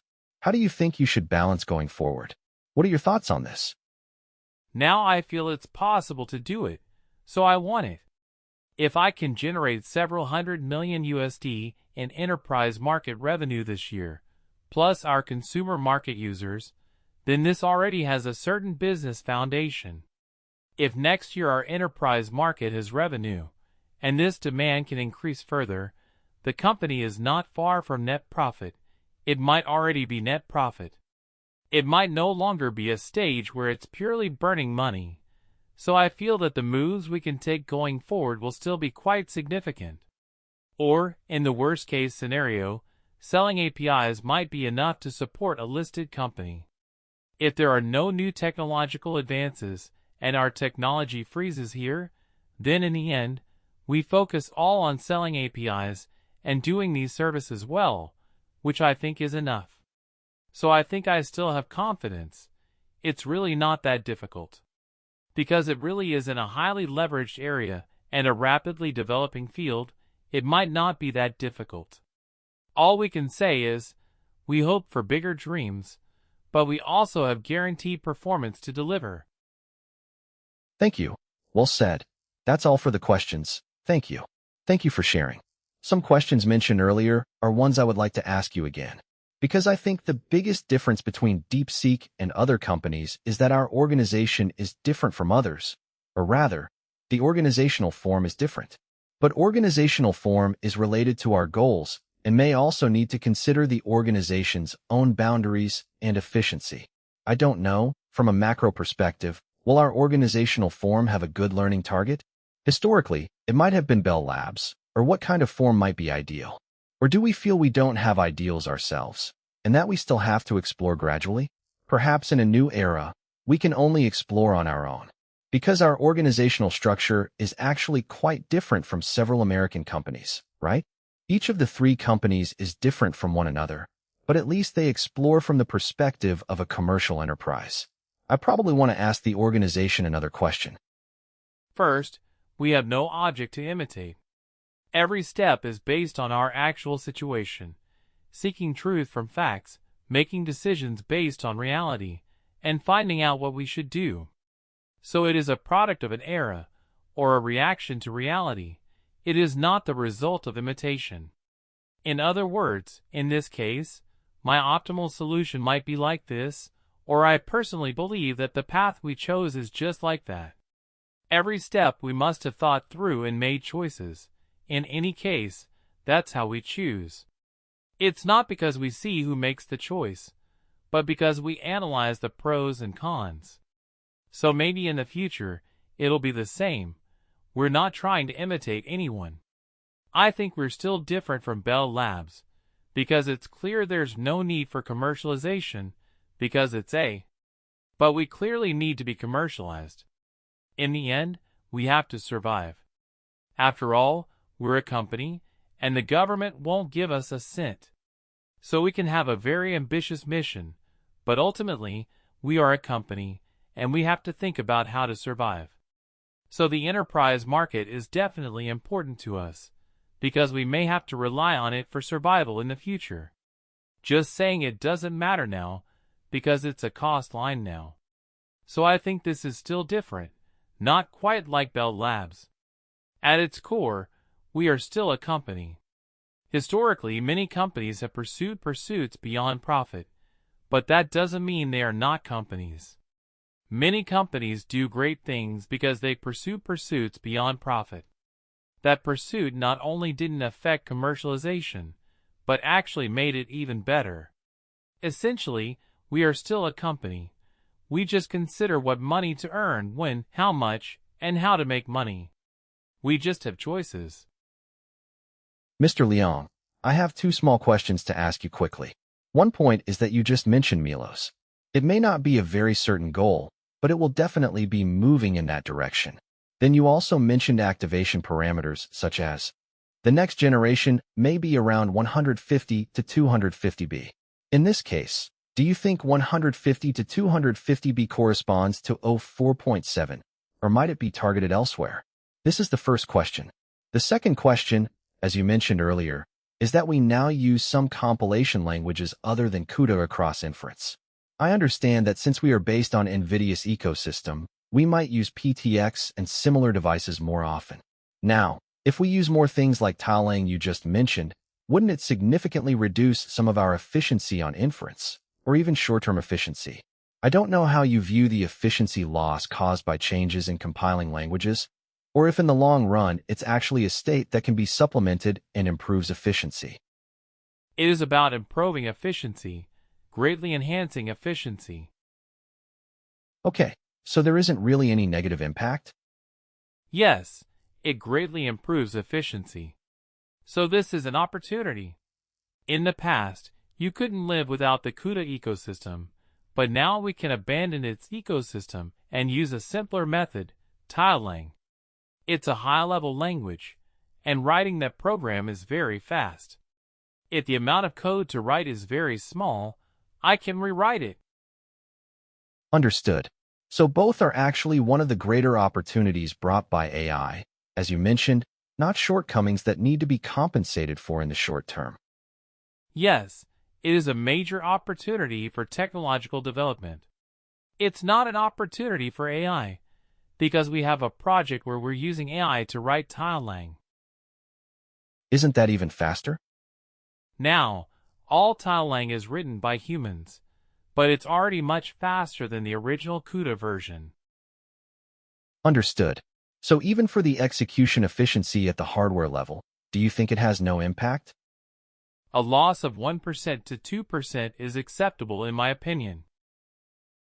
Okay, understood, got it. Okay, thank you, very clear. Do others have any other questions? No problem, let's leave it at that for today. Okay, thank you. Thank you all so much for your time. Thank you, Mr. Leong, thank you.